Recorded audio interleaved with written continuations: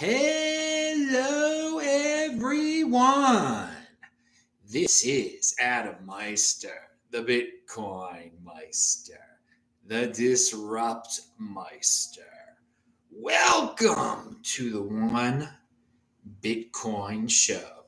Today is December the 30th, 2023. Strong hand, long-term thinking. Bitcoin is the next Bitcoin. Bitcoin always returns to its all-time high. This is where the big boys play. Best guest in the space. Make sure you watched the show that Benjamin Dichter was on. He was in charge of the Canadian trucker protest over a year ago. He was on my show. It's linked to below. We talk about the situation in El Salvador. There's a guy named Alejandro who is missing, who the government might have captured. We talk a lot about the government of El Salvador, not the kind of stuff you're used to. We're not kissing the tuchus of what's his face, of President Bukake and his merry men of jokesters, of Bitcoin inquisitionists. Anyway, capito complain. I'm offended by selling. Focus is the new IQ. Interesting. I hadn't said that one for a while. Hello, my elite friends. I'm going to tell you right now what this show is going to be about. So you guys, I know you have short attention spans. I'm going to keep you here. All right. It's the second to last day of the year. It's almost 2024. We're going to talk about Whitney Webb and the issues she brings to the Bitcoin space. Again, she could be a doomer as much as she wants to. A lot of you are in love with her. She was on Peter McCormack's show. I'm going to give you a rundown about what I thought about that. She's basically like Lynette Zang of 2023. Pound that like button, everybody. You haven't heard that comparison, have you? Ooh, you haven't heard Lynette Zang's name in a while either. Oh, doomer. I want to barf. I've talked about so many doomers so far. Chamath is not a doomer. He's right about what he had to say about Elon Musk, and I'll discuss that a little later. The All In podcast, I believe that's linked to below. It was a good one today. I'm going to talk about swatting. I'm going to talk about the free pumpkins I've been getting and the health benefits and the seeds and how I get the free pumpkins. It's pretty freaking hilarious, dudes. Speaking about free, we're going to talk about the free Chromebooks that you can get if you're poor in Baltimore City at the public library. Yeah. You talk about income inequality. Well, if you're poor, you get free Chromebooks. I'll show you everything you need to know. And it's not that poor for all you people who are not Americans. You'll be shocked at the income restrictions. All right, and we'll talk about social mobility and parental engagement and stability, if that helps with social mobility and where the state of Utah ranks. There's a great study out, and it's linked to below. Everything I talked to about is linked to below. Please ask questions. I want to thank Nomee Nome, Jackknife, Big Sean Harris, Marco Esquandolez, Sightseeing TV, Alpha Network, Henry Law, and Craig Shipp. We only need $32 for the next One Bitcoin Show. So if someone sends me $32, we'll have another show real soon at the start of 2024. If not, you don't know when you're going to get another one. But yeah, this is the last one for 2023 because it's December 31st in a few hours here in Salt Lake City. So again, and do a super chat so I see the question, or type in Bitcoin Meister so it turns a different color. I cannot see it otherwise. There's a lot of things on my screen here. All right. Let's start off with Whitney Webb. Oh, you guys love her, don't you? She's such a doomer. She's a woman in the Bitcoin space. I know that's rare. It's rare. It's rare. And I mean, I watched her interview with Peter McCormack. He did a pretty good job. Did impress her real hard on certain things. He's polite. It's linked to below. You can watch it yourself. Play it at 2x. It goes by fast. I left a little comment underneath the video. And I do want to say that I was proud of some Bitcoiners out there on Twitter who were not falling for her nonsense, okay? But this is what I said. Doom, doom, blame, blame, scapegoat, scapegoat, class warfare. This girl is a broken record of negativity and envy. at the 1 hour and 9 minute mark, the no coiner excuses start to come out. Does she actually own any Bitcoin? I mean, that is a very good question. Or does she just take donations in it and spend it right away? Or does she turn it into dollars that she thinks are going to zero? And it is great that other people besides me can identify her as just, I mean, her whole shtick is nonstop fear porn. That everything's a conspiracy. She's got a reductionist attitude about billionaires, that they're all bad. She fears progress. She's actually right about public-private partnerships being horrible, but she does not call it fascism. She doesn't even call it stakeholder capitalism. She basically says, well, there's problems with capitalism.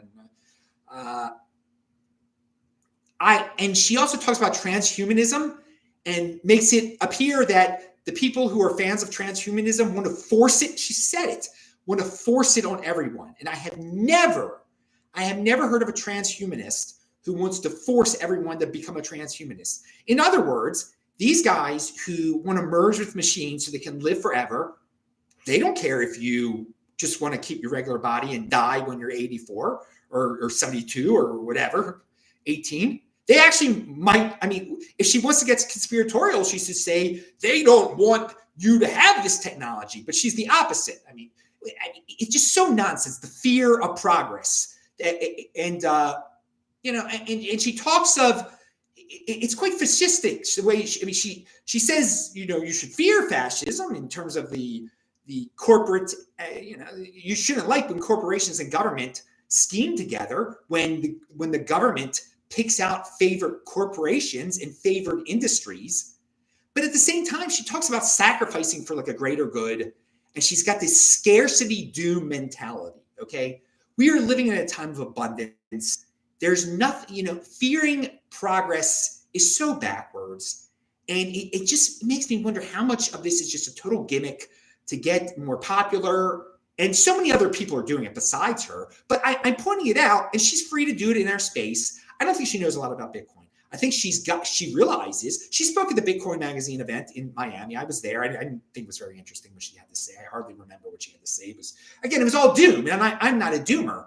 But she talks about, be careful. When I said she starts saying no coiner stuff, she starts to say, like, you've got to pick a side in Bitcoin. It might be infiltrated. You've got to be careful. I'm like, what is this? This just sounds like a no coiner that's making up excuses why they didn't get into Bitcoin because they think some evil entity is going to take it over. Now, there's no sides to take. There's no evil entity. I mean, we have to be aware of, people trying to regulate it and everything like that.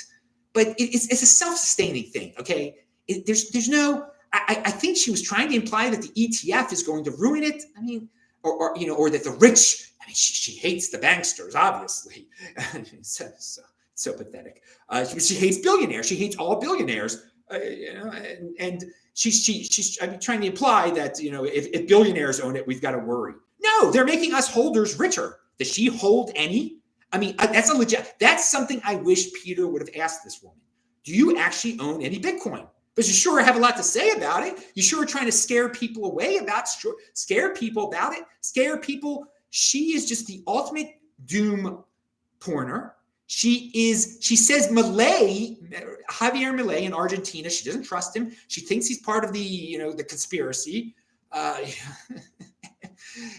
the funny thing is, you guys I linked to below a Twitter feed that says Milei Explains. That's the name of the Twitter feed. It's great. He understands economics so much more than any elected politician on this planet. And for her to doom him and to scare people about him, who does she believe? She believes no one. I mean, there is no truth to her. I mean, I don't know what she is exactly. And I'm just putting it out there that, the problem, quote unquote problem she brings to the space is that it just, it infuses some negativity. I'm going to be positive, but I'm going to be honest about this woman. I'm not going to blatantly go around kissing her tochlis like all these other guys. I mean, she's not giving it to you. I mean, she's not even that good looking. Have you guys seen a woman lately? I mean, seriously. I mean, send her your Bitcoin or whatever. Be a loser that way. Be a CUCK. Don't do that. But no, it's pure populist clickbait, bait, envy. She is the ultimate. I haven't used this term for a while, but she is stuck in a panic prison.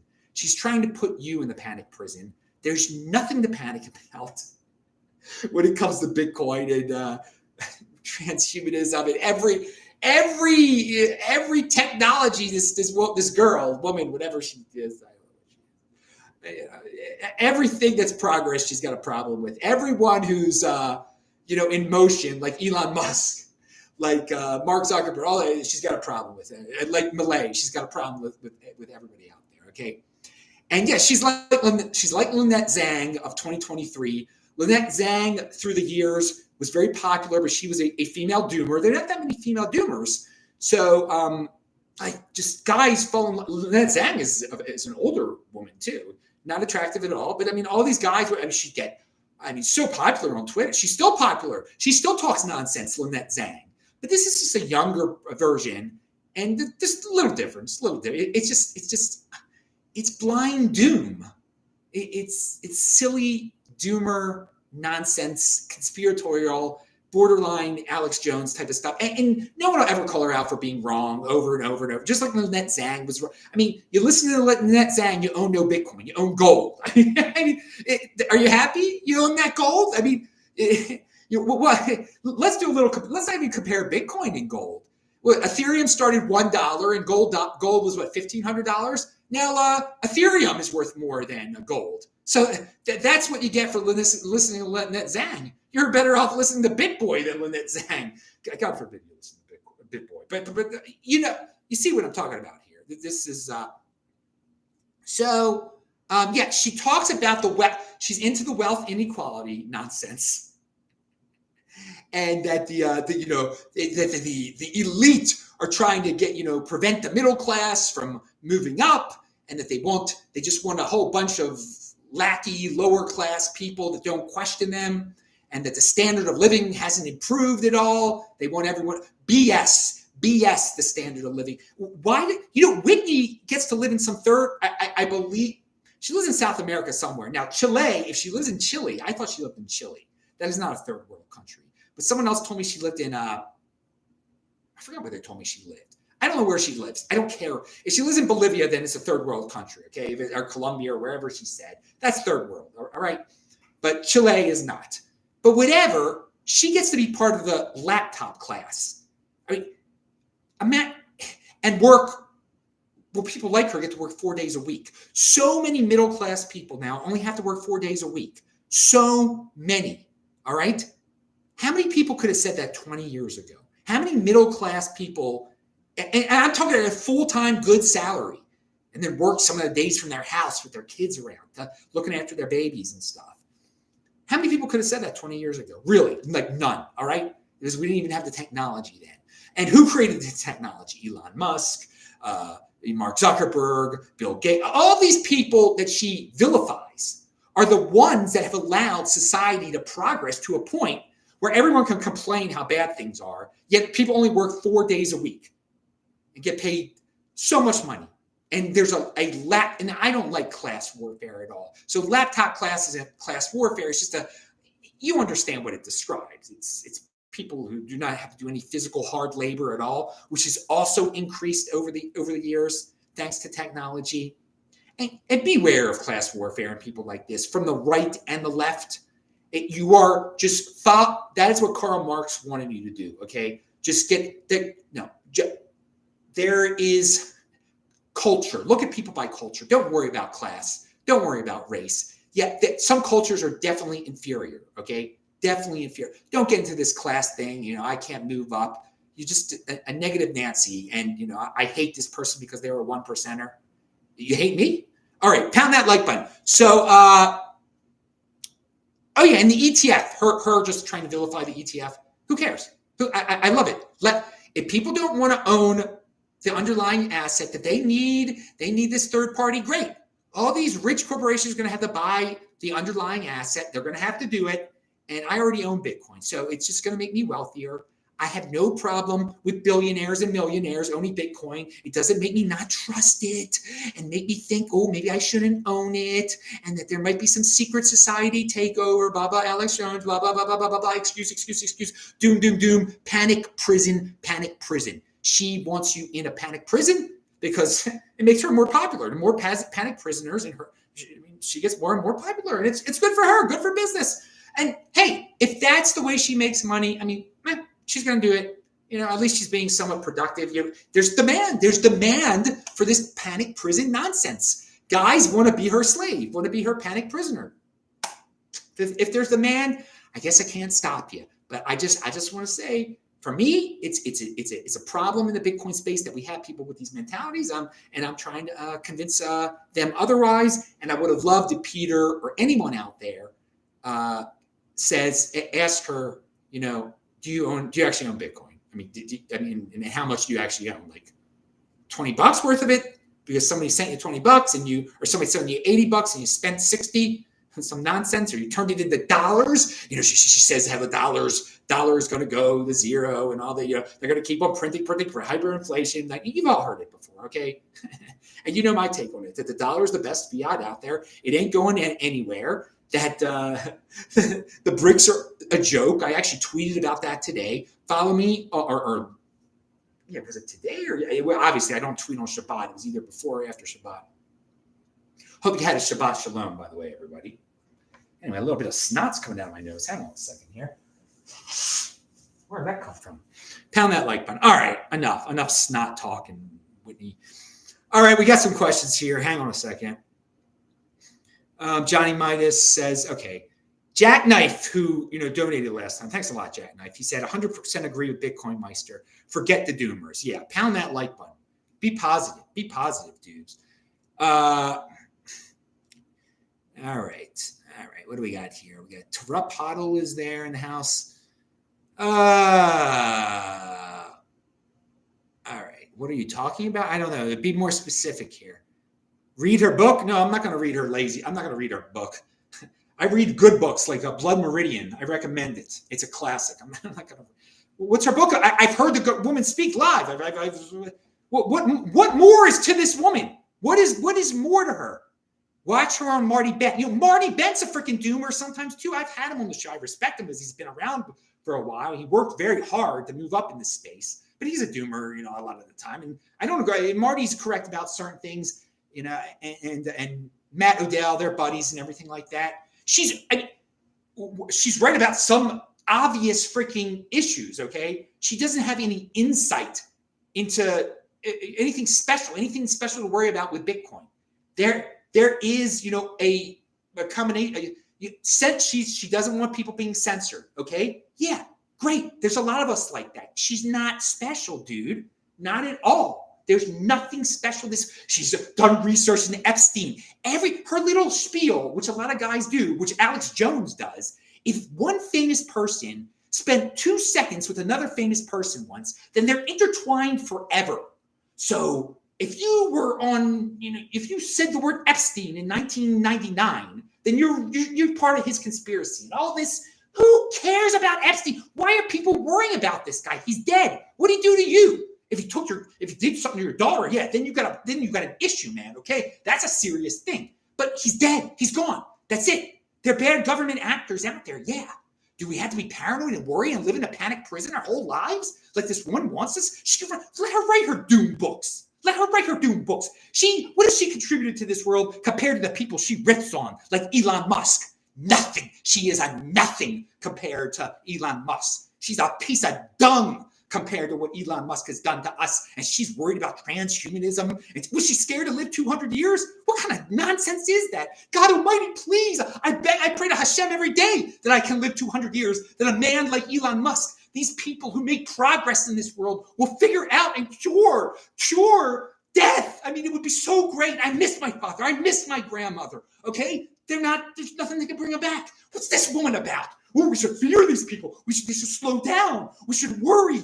Epstein, conspiracies. Oh, yes. Oh, we shouldn't take pills. They might be poison. They might, something bad might happen. No. We shouldn't merge with machines if it can keep us alive longer. Blind men shouldn't see again. What is this? You're with her? You're with her? She wants you to pick a side, she said. I don't want you to pick a side, but she does. So you picked her side. I'm going to be pro Elon Musk, and I'm going to be pro the people who are productive, who understand humanity, who are pro humanity, who want this world that, who want people to keep on going and going and going. Okay? Get every chance you get. You only got one life, people. One darn life. You're going to live it like a doomer, or you're going to be productive. You're going to be in motion like Elon Musk. You're going to try to better yourself. You're going to look up to the people who did something. Look up to the upper class. Figure out how they did it. They didn't do it by complaining all the time like this little girl. Go doom scroll with Panic Prisoner. What's she going to do with her life? What's she going to do with her life? Seriously, man. What's she going to? She's going to be known for a doomer and scaring guys into giving her money. What's Elon Musk going to be known for? Who could he be? He could end up being the man who makes blind men see again, make paralyzed men walk again, make people walk on Mars, extend their lives to 200 years. Compare and contrast those two, dude. Then, yeah, I'll read our effing book. No way. Screw that. Pound that like button. Here we go. We got Canadian $5 from Jacknife. He says, Bitcoin Meister, do you ever worry about your legacy? Having all this Bitcoin and wealth and no kids to pass it down to? No, I've got a nephews and nieces that are going to be millionaires. No, I don't worry about it at all. No, not at all. I love them very much, very much. So no, and legacy. What's like? I want to be alive. I don't want to be dead. That's what I want. All right. That's what I'd like. I'd like to see my nephew's great grandchildren. Okay, that's what I like. I don't get it. If they remember, whatever. Yeah, and don't worry, I'm going to spend the Bitcoin on me too. Okay, I'm living a great freaking life, traveling around. I love this place, and I can make shows whenever I want to. I can run whenever I want to. Get free pumpkins whenever I want to. Speak my mind. I'm not going to get canceled. That's fun. Legacy. Yeah, on my gravestone, I just wanted to say, son, uncle, brother. That's it. Adam Meister. Nothing else. A friend too, maybe, if you want to have. I like my friends also and all that stuff. But no, that's my legacy. That I was a brother and uncle, and that's all I care about, really. I want to live, dude. I want to do things with my nephew. I want to travel around. I got all the money in the world to do. I was when I was younger, I wanted to drive to Alaska, and I just emailed my nephew. He said he's only 10 now.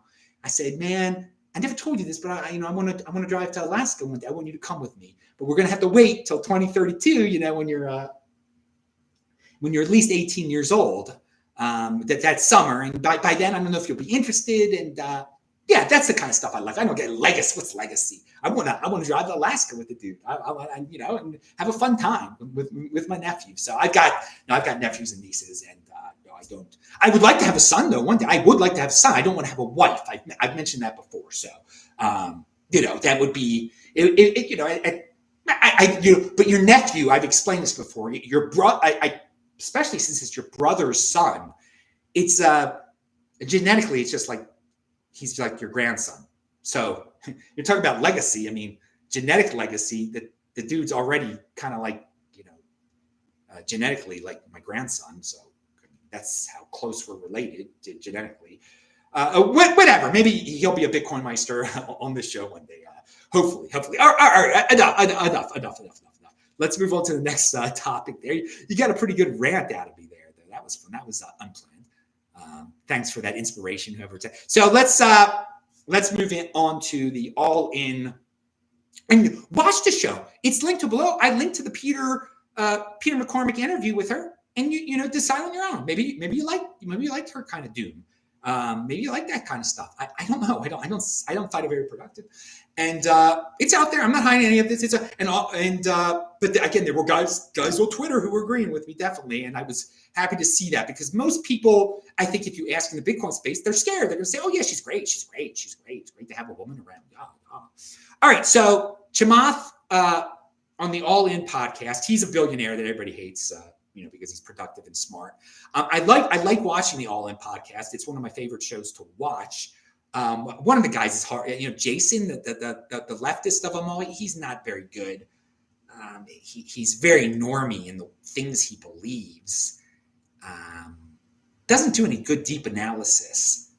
I think the host. I don't want to get confused with the other the other skinny guy that's like him, who's a smart guy. I forgot his name. But Chamath basically agrees with me about Meta and Zuckerberg and Elon Musk.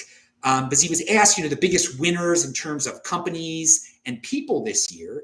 And he mentioned Meta and he mentioned Elon Musk. Now, the funny thing about this is that if you only watch the mainstream media, you would think that Elon Musk is the biggest loser for buying Twitter and that Meta is doomed and Zuckerberg is an idiot, because he changed the name to Meta and everything.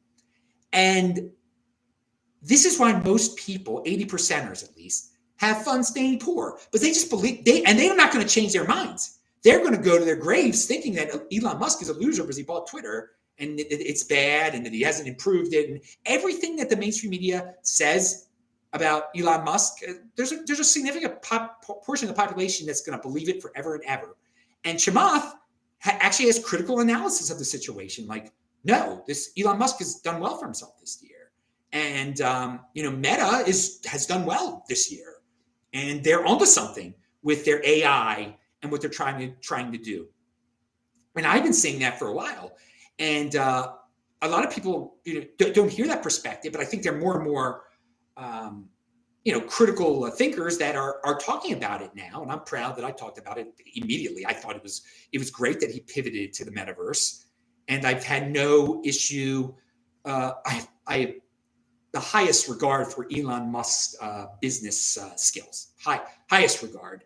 And I mean, just people love to pile on him for political reasons and everything. And sure, he can say impulsive things. He said some weird things on Twitter, and he takes some things personally. But in the general direction that he's going on, I'm very, very impressed by that. And so I'm impressed with Chamath also in terms of his analysis of those situations.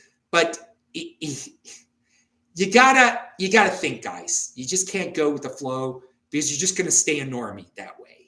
And try to think it out. Think about the situation. So yeah, Chamath was good today, I thought, and I just want to, I like the All In podcast. I know that's not popular to say in the Bitcoin space for various reasons, partially because it's there's a lot of people like to vilify billionaires. They don't think Chamath is a particularly impressive dude. I think he's got his weak points. Everyone's got their weak points, but I think he's a very impressive dude.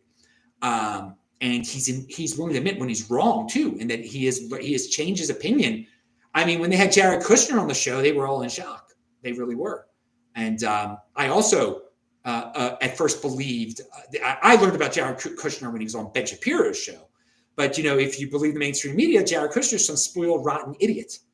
And if you actually listen to him only for about 10 minutes, you'll see had the former president listened to him, the former president would still be president. And what happened in the Middle East on October the 7th was that would not never have happened at all.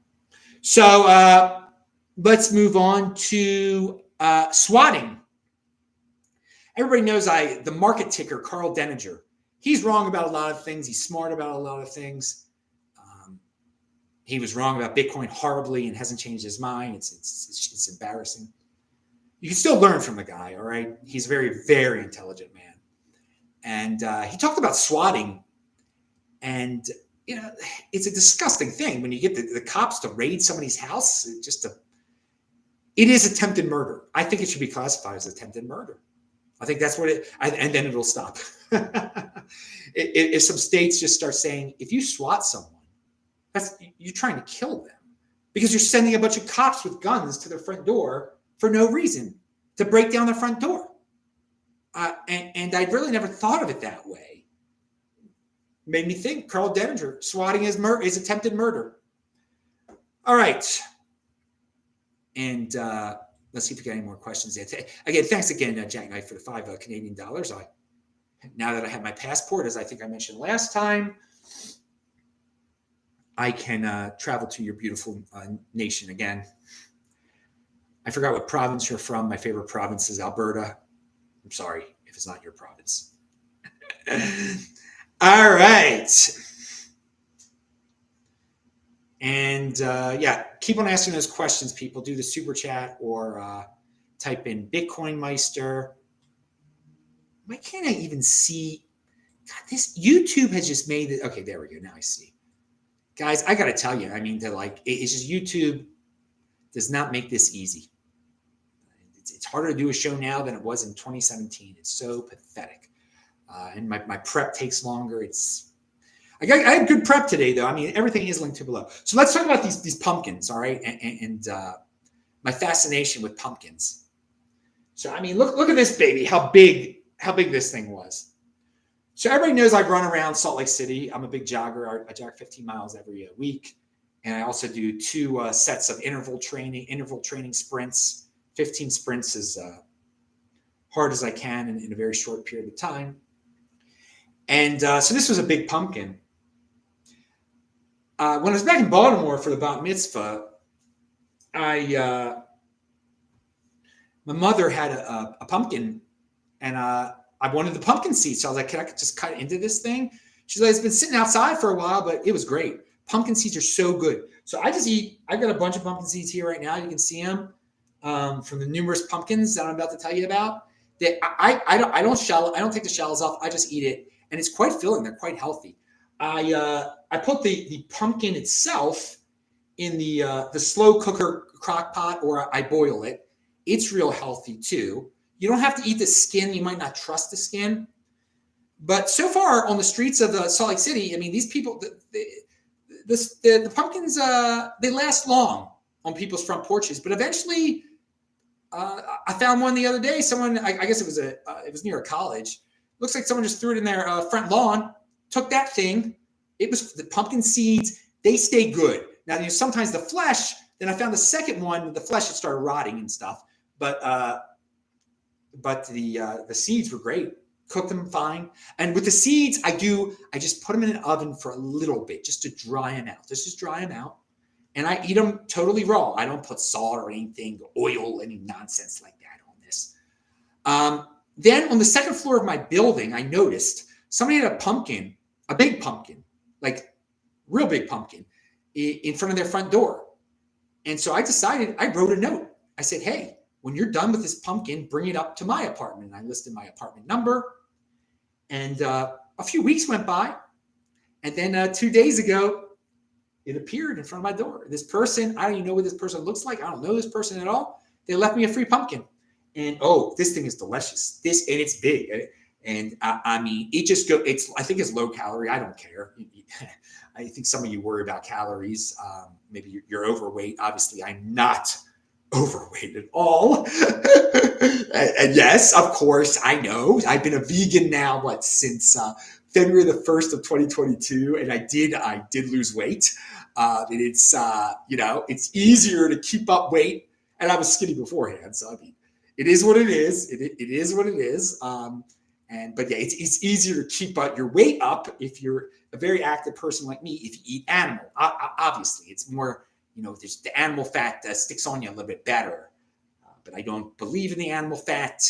We're not going to get into that right now. But this is very healthy. It doesn't fatten Adam Meister up or anything like that, and it won't fatten you up either. You'll be able to lose some weight if you're trying to lose some weight, and if you are, I wish you luck trying to lose weight. And don't aim for Adam Meister because you're not as active as me. I should not be your goal because it's an unreachable goal for most people, and I'm not encouraging people to be this thing. No, I am not encouraging that either. Everyone's body type is a little different, and every lifestyle does something different to every person. So now, but it is good to be healthy, and it is good to be not overweight. Not overweight is your goal. Now, I think that's yeah. So and then when I was running the other day, when I was doing my sprints, I saw it was garbage day, and I see this pumpkin a big pumpkin is sticking out of somebody's garbage. But I mean, I'm like a mile away from my house where I was doing my sprints. It's actually near an Airbnb that I stayed. 2 Airbnbs I stayed at last year, when I used to stay at Airbnbs. And so this pumpkin is sticking out of the garbage can. I see there's a soft spot. I just punch it, and I just start taking the seeds out, all the seeds that I could. Now, of course, it was like 39 degrees outside, so my hands started to freeze, but I recovered. So there you go. No shame in getting free pumpkins. All those people who complain about food is expensive. We are living in a time of abundance where you can get a very free, because people just bought these things for Halloween and they don't eat. No one eats their pumpkin. I mean, that's my biggest point. It's so funny. People use them as decorative things. And again, because people do use them as decorative, I'm not going to say it's safe to eat the skin on all of them, because you don't know what some of these people have done to the skin. But otherwise, if you've raised it yourself, it is okay to eat the skin. And I've had some of the skin. It's fine. It tastes fine. Yeah. And by the way, going back to Whitney Webb, populism is so based around envy. And it's such a big thing now from the left and the right. And just don't get into this. It's envy. Populism, it sounds all high class and smart when you call it populist. It's envy. It's just envy. It's angry envy. That is what populist movements are. And don't be angry. Don't be envious. You do you. I'll do me. We'll live in harmony, okay? We'll all hold hands. So we're talking about, beforehand, wealth inequality, which I think is nonsense. I don't care if Elon Musk is a trillionaire, if my life is better, that I'm part of the laptop class, and I am part of the laptop class, obviously. I'm a special member, quote unquote special, because I have a lot of I've done very well for myself in Bitcoin. I mean, I've done very well financially. And so, but I understand, I don't care. He's a trillion. I want him to be a trillionaire. I think it's got benefits for society and for my life. I'm very confident in that. But there's a lot of people that just love to complain about how, since the rich have getting richer, they think it's a zero-sum game. So the poor have gotten poorer. The poor's life have gotten worse. And they have statistics that show, and this is true, that the income of the wealthiest has increased fast when you use certain statistics. So it looks bad.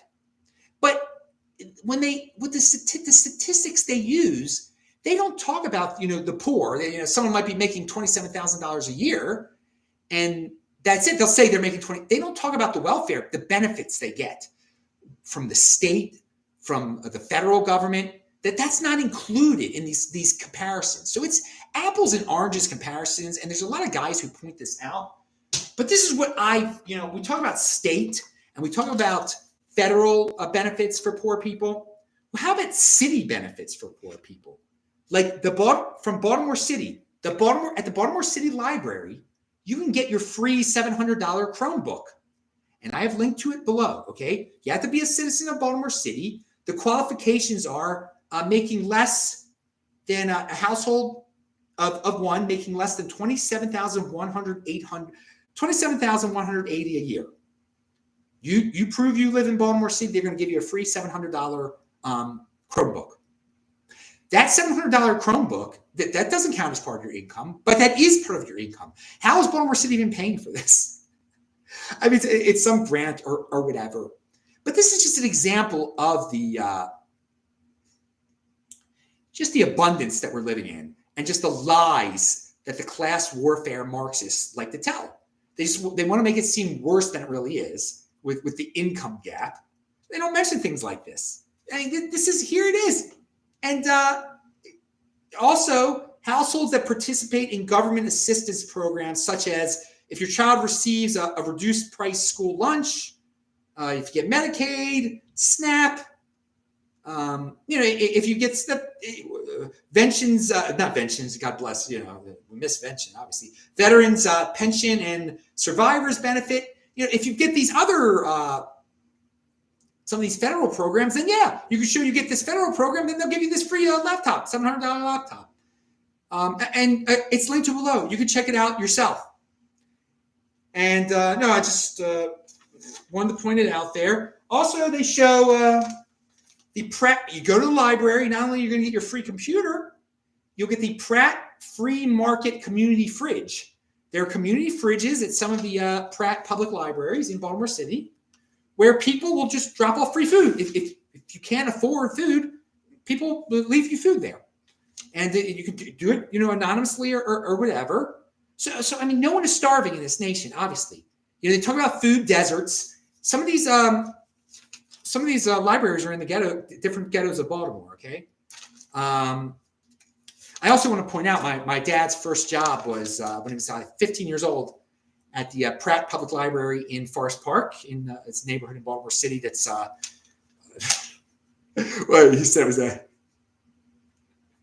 85% Jewish in 1958, and by 1966 it was 90% black. Now it's obviously 100% black, but it's something my father told me. And my father, since his father died when he was young, my father was still there in 1966 when it was 90% black. That's when him and his mother left. But that was his first job at the Pratt Public Library in Forest Park, and so he had to get a social security number to work there. And him and his friend were going to work at the public library. They had to go down. They had to wait in line somewhere, some government office. And my dad got one social security number, and then his friend got the next one. That's the way they used to do it. That was privacy back in the day for all you, And again, Whitney Webb is correct. We should care about our privacy and stuff. But back in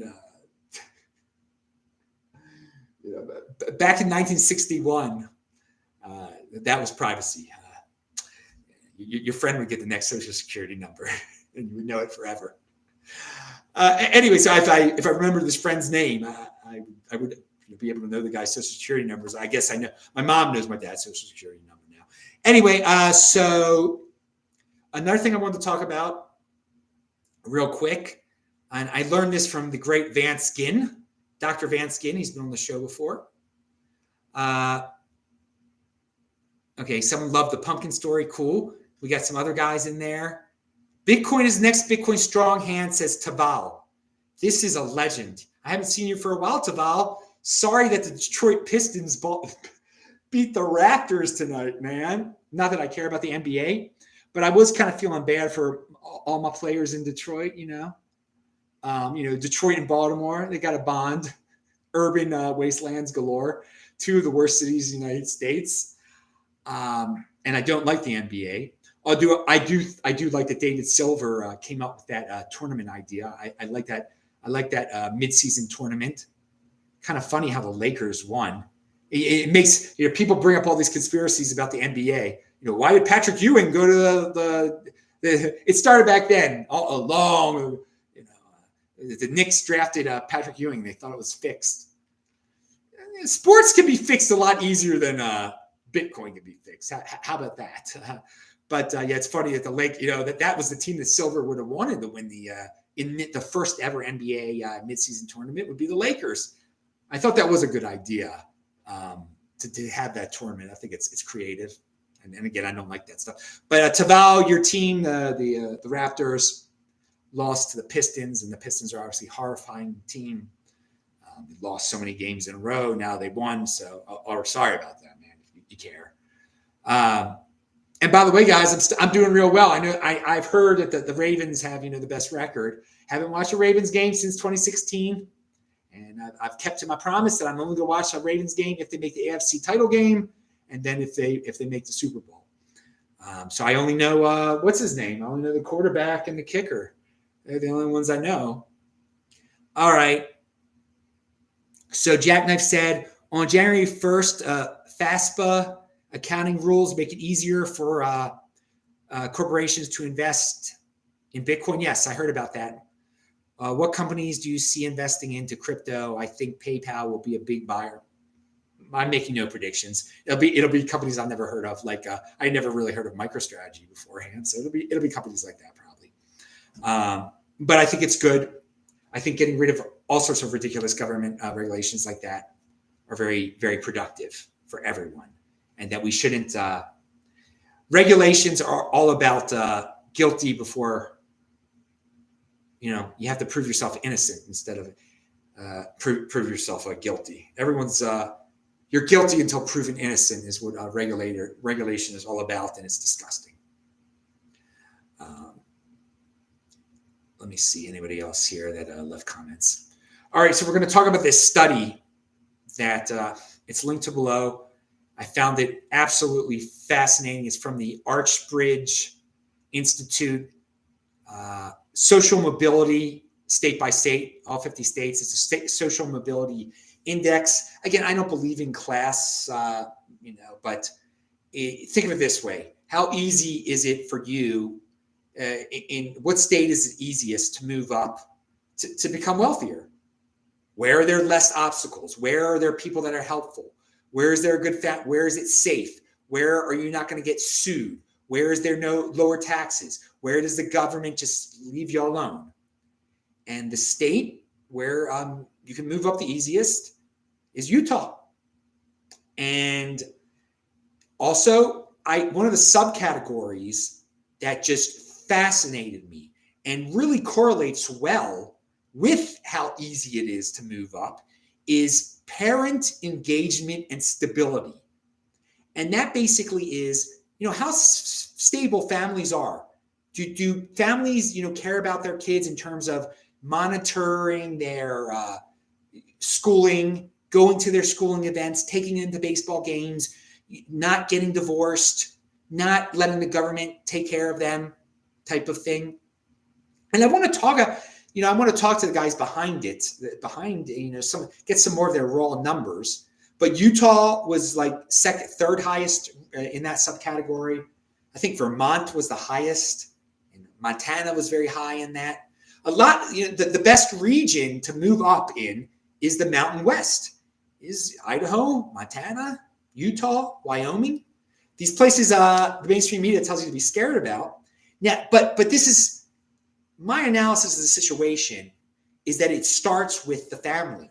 If you raise your family correctly in a family type of atmosphere, if you just, and there's, I don't know, correctly is, if you stay married, if you don't beat your kids, don't tell them not to get into drugs, not to get into bad things, then you raise good kids, raise kids that are productive kids that aren't going to vote in people that are going to steal from them. The kids already are giving, they see that, private charity is working pretty well. So they build up the private charity mechanism in their state. And if, God forbid, one of them falls on some hard times, they're going to have some type of, not shame, but just a default in them, not to go to the government, but to go to their church or their charitable organization that they're familiar with. And so it's a positive feedback loop that starts with the kids and stuff. And Utah, no coincidence, highest percent of Mormons by far in the United States. And this is the kind of thing the Mormons, who are vilified by so many people, it sickens me. The anti-Mormon commentary that's out there that people openly say about Mormons. Their culture is great. They're hardworking. They're family. They have charity. They take care of one another. They don't want to rely on the government, so that it's a smaller government. They let you do what you want to do. So people right away, when you say Utah is good, and when I tweeted about it, people start saying, oh, it's a theocracy. I mean, do you even know what a theocracy is? Go to the Middle East. That's theocracy, okay? The Mormons let people do whatever they want to. I mean, if you're not a Mormon, come to Salt Lake City. There's Harvey Milk Boulevard in the middle of Salt Lake City. What other cities have a Harvey Milk Boulevard? I mean, that right there tells you something about the acceptance. And, you do your thing, I'm going to do my thing. They're not going to let their kids go down the route of Harvey Milk, who was friends with Jim Jones and allowed the People's Temple to politically aligned himself with the People's Temple in San Francisco when it was sketchy as anything.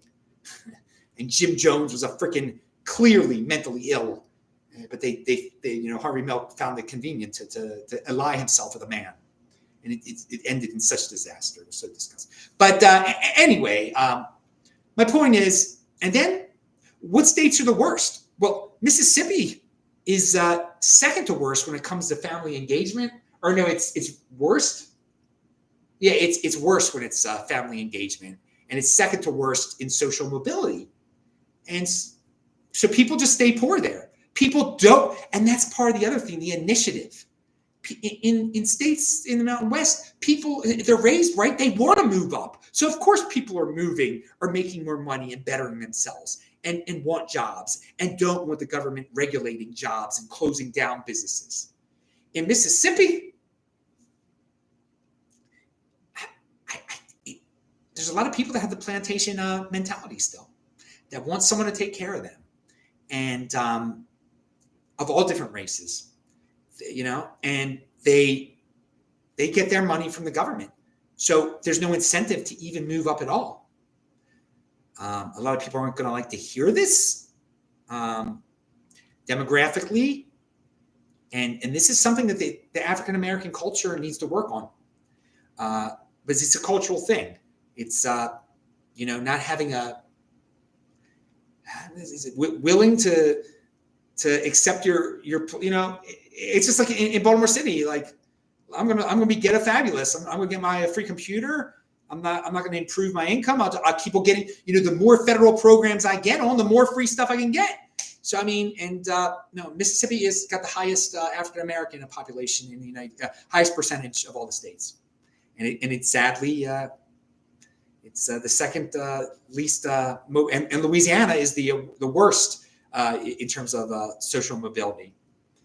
And so I'd advise the people of those states, whether they be Black, white, Hispanic, is that, these states, for whatever reason, maybe because there were plantations back in the day, and that there is, even among the people who were not slaves, there was, in the South, there was always a less capitalistic approach to life, and that the government should take care of people. And there was nothing morally or ethically wrong with having, the government enforce ownership or semi-ownership on other humans. And that there was nothing ethically wrong with giving over some of your self-ownership to the government and letting them enforce that. There's definitely were extremes of that in the South, but just, I'm just gonna sit, and hey, you don't have to be the biggest capitalist in the world, okay? But defaulting to having someone else take care of you, having the government take care of you, this is what you get. But then people complain and hate the rich. They're like, well, why can't I be rich? It just doesn't miraculously happen. I think a lot of people out there just think like richness falls from the sky or it's all luck. No, you've got to be in motion, dude. So if you're stuck in the negative feedback loop, and if you don't have a father, and if your mother just lets the government take care of you, you get totally used to that, and you're going to think that the government can solve all your problems. And thus, you're going to vote for more and more obstacles, more and more stealing of money from the rich so that you can have more, Chromebooks. And just, again, we've got some subcultures in the United States that don't understand, that don't get it. So, again, I do hope that some of the ghetto fabulous culture is, we call it out for what it is. It's not fabulous. You should be embarrassed. And I just hope that at the very base level, that the communities that think it's normal not to have a dad at home, and once you're not married and already have a kid, to try to have more kids so you get a bigger check, that's not helpful. It correlates highly with staying poor and not being able to ever move up, and having your offspring never being able to move up. So try to learn some lessons from the Mormons instead of vilifying them. And for those of you who are living among some of these cultures and you're not participating in it, leave those states, leave those cities. I left Baltimore City. I don't like the giving out of free laptops. I think it's ridiculous. I think it reinforces the slave mentality, the plantation mentality, which is very, very backward and very, very unhealthy. Look at the study yourselves. Look at the states. Look at then do your own demographic research and everything like that. And come out here to Salt Lake City. Go to Boise. I love Salt Lake City. Love Boise. Everyone's got a different threshold for coldness, and everybody likes different things. Some people like more suburban atmosphere, but Wyoming's a little too windy for me. But Montana's doing really well too, and then because there's so many people that are stuck in these states that are just, there's not many productive businesses to join because of all the obstacles, and all they do is complain. Don't be a tree. If it's failing for you in Maryland or Georgia, come out here, come to the Mountain West, and it's going to be different. And the cost of living, go to one of these smaller towns. If it's Salt Lake City, the cost of living is not that great. It's not that low compared to other places. But I mean, in Cheyenne, you can live cheap, dude. You can live darn cheap in Cheyenne. And there's stuff out there. And it's not far from Denver, and it's not far from Salt Lake City. Pound that like button. I went a little long on that study. And was that the last thing? Yeah, that will be the last thing I talk about. But there are some questions here, so let me answer them real quick. Jackknife sent $5 Canadian again. I like to say that if you want to be as rich as the 1%, then you can't live life like the bottom 99%. Ooh, that is pretty good, dude. You got to make some changes, man. Yeah, because I've talked about even the two percenters that are out there. A lot of people who are in the top 2% are total CUCKs, and they make like $250,000, maybe $500,000 a year, and they spend it all to pretend. Oh my God, my friend Shane Ulrich is in the house. I'm going to talk about you in a second, Shane. It's good to see you. I was thinking about you lately. I remember calling you on a New Year's a long time ago. But no, don't live because a lot of 2%ers live horribly. They spend all their money. It's all about pretending being a 1%er.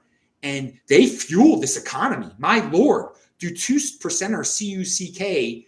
I mean, that's one of the reasons the dollar isn't going nowhere. But some of these 2%ers, they spend everything. They're buying the houses. They're buying the luxury cars. They're going to Disney World. They're paying for the private schools and paying the taxes for the public schools and paying. I mean, in Baltimore City, you're paying a 2%er can live in $1 million house. He's paying over $20,000 a year. He's paying $24,000 a year in taxes and fees to Baltimore City.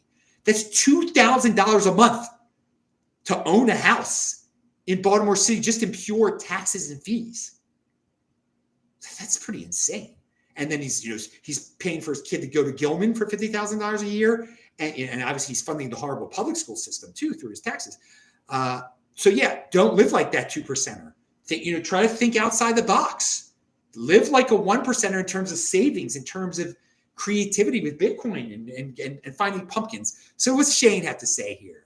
And again, thanks again, Jackknife, for all your contributions. Big Bitcoin Meister has been with me every step of my Bitcoin journey. Thank you, Meister. Well, it's great to see you, Shane. I hope everything's good with the family and everything's good in your state, where there's some interesting parts of your state, and then there's some wild parts of your state. I'm not going to say what state it is. It's a beautiful state. Certain parts of it, certain parts are totally out of control. But hopefully we'll speak soon.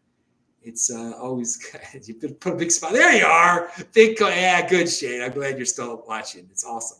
All right, and I'm with your Mormon buddies. Shane was the first person I ever met in my life who knew Mormons. And growing up in Baltimore, I was very unfamiliar. I didn't know anything. There were no Mormons. None in Baltimore. None. But my friend Shane, he grew up in the state where there are many Mormons. He experienced their wholesomeness on a very personal level, and I think they definitely influenced him. Gave him there was definitely some social stability around his suburb because of the Mormons that lived there. He had many friends that were Mormons, and very good influence on him as a youth. He didn't do anything bad as a youth. I think that was probably, yeah, Shane came from he came from a two-parent household that loved him very much and stayed together for his sake, actually, too. Anyway, so what else do we have here? So it's very good to keep those two parents as long as you're a kid. I think Shane can attest to that, definitely. We all can. But what do we got here? Who else said cool T-shirt? Yeah, this is the Coin Beast. They're awesome over there. Canadians. They're just spreading the Bitcoin word. Yes. Yeah, Shane, I didn't want to say the exacts of Shane, but he said, yeah, he dated a Mormon for 2 years. I remember when he told me about that. Yeah. So, all right. What else do we have here? Any other comments? Was your friend Martin Mormon? Was your friend Martin Mormon? No, he wasn't Mormon. We'll answer that later. Okay, what else do we have? All right, that's it. That's the end of the show, I think. Hopefully I answered all your questions, and we're a full. Yeah, he told me about. Want to be rich. All right, so yeah, again, I advise everybody to watch the show that I did with Benjamin Dichter, because we talk about El Salvador in a way that I think most Bitcoin people are scared to talk about it. We question authority when it comes to the El Salvador narrative. All right, I'm Adam Meister, Bitcoin Meister, Disrupt Meister. Hope everybody had a good 2023. I'm looking forward to, oh my God, 2024 halving. You guys, there's some of you guys that remember when I was talking about the 2016 halving, and then I said, hold that Bitcoin till the 2020 halving. Then I said, hold that Bitcoin till the 2024 halving. I'm not going to be able to hold all my Bitcoin till the 2028 halving. Everybody knows that. I'm going to try my best, but I'm not going to be able to. But I hope some of you guys that are new, you can make that your goal. Make that your goal. But you're going to get, there's going to be a lot of temptation over the next 18 months, 24 months. It's going to be a wild freaking ride once we pass the 2024 halving. 2025 is going to be awesome. But let's take it 1 year at a time. Because Shane, I've known Shane for many years. These years have gone by fast, haven't they, man? All right. And Nomee Nome sent $20. Okay, that pretty much puts us over the top. I'll do another show pretty soon. Thank you, Nomee Nome. You did it. You put us over the top. We raised $100 lately, I guess. So we'll have a 2024 show as soon as I can do it. Oh, and I'm going to the Bitcoin meetup, Salt Lake City. It's linked to below. I'll be there on Wednesday. The Bitcoin meetup at Salt Lake City is so awesome. I retweet them if there are any of you Salt Lake City people that are watching. Please come to it. And the Salt Lake City contingent that went to the Unconfiscatable Conference in Las Vegas, I have a picture of them as the cover of this for now. It was a beautiful time. They all had a blast at Tone Base's event.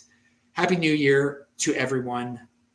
And let's make it the best year of our lives so far.